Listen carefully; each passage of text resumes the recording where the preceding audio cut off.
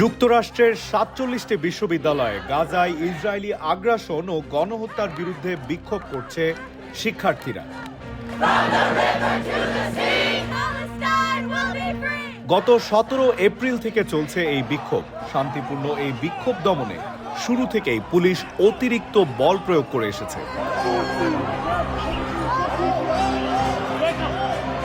এখন ওয়ালটন ফ্রিজ কিনে অনেকের মতো আপনিও হয়ে যেতে পারেন মিলেনিয়ার। সেরা পণ্যের সেরা অফার, ওয়ালটন মিলেনিয়ার।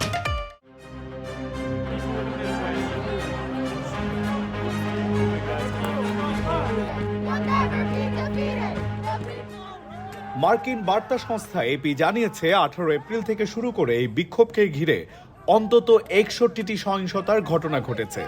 ৪৭টি ক্যাম্পাস থেকে ২,৪০০ জনেরও বেশি ছাত্রছাত্রীকে গ্রেপ্তার করা হয়েছে।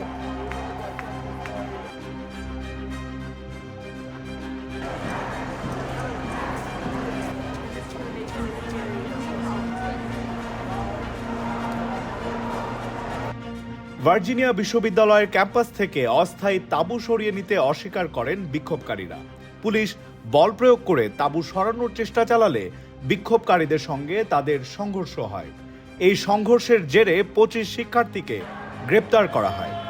অপরদিকে মিশিগান বিশ্ববিদ্যালয়ে স্নাতক সমাপনী অনুষ্ঠানে শিক্ষার্থীরা যুদ্ধবিরোধী স্লোগান দেন এবং পতাকা উঁচিয়ে প্রতিবাদ জানান। ভার্জিনিয়া বিশ্ববিদ্যালয়ের শিক্ষার্থীরা স্কুলের প্রার্থনাস্থলের বাইরের প্রাঙ্গণে গত মঙ্গলবার থেকে বিক্ষোভ শুরু করেন।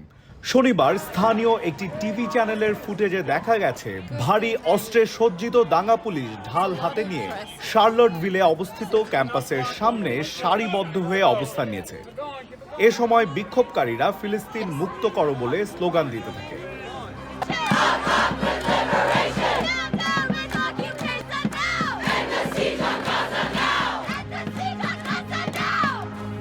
বিশ্ববিদ্যালয় পুলিশ তাদের এক্স হ্যান্ডেলে পোস্ট করে জানায়, বিশ্ববিদ্যালয় প্রাঙ্গণে বেআইনি সমাবেশের আয়োজন করা হয়েছে। এ সময় পুলিশ শিক্ষার্থীদের উপর চড়াও হয়। তাদের ওপর রাসায়নিক উপকরণ সমৃদ্ধ স্প্রে ছিটানো হয়। ইংরেজি ও আন্তর্জাতিক শিক্ষা বিষয়ের সহকারী অধ্যাপক লরা গোল্ড ব্ল্যাট ওয়াশিংটন পোস্টকে এই তথ্য জানান। তিনি বিক্ষোভকারীদের সহায়তা করছেন। বিশ্ববিদ্যালয় প্রশাসন এক বিবৃতিতে জানিয়েছে, বিক্ষোভকারীদের তাঁবু ও অন্যান্য অস্থায়ী স্থাপনা সরিয়ে নিতে বলা হয়েছিল, কারণ এই ধরনের স্থাপনা বিশ্ববিদ্যালয়ের নীতিমালার বাইরে। এই নির্দেশনা বাস্তবায়নের জন্য ভার্জিনিয়া অঙ্গরাজ্যের পুলিশের সহায়তা চাওয়া হয়েছে বলে জানায় কর্তৃপক্ষ।